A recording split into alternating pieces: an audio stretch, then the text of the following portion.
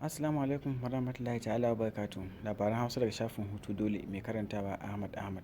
Za mu tattauna ne akan sabon bidiyon da 'yan bindiga suka saki a yau na mutanen da suka yi garkuwa da su a jirgin ƙasa na jihar Kaduna.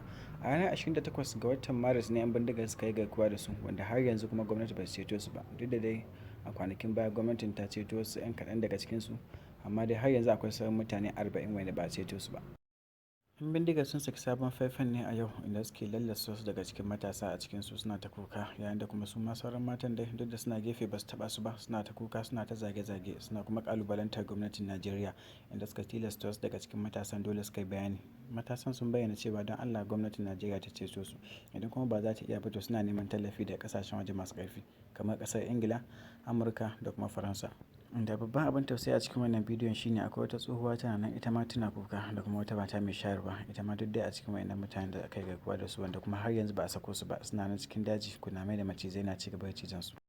Jami'an da suka yi bayani har da direban jirgin, wanda ya ce shi Allah ya isa gwamnatin Najeriya ba zai taɓa yafe musu ba, domin sun san abin da wayannan mutanen suke bukata bai fi ƙarfinsu ba, za su iya ba su amma suka hana su.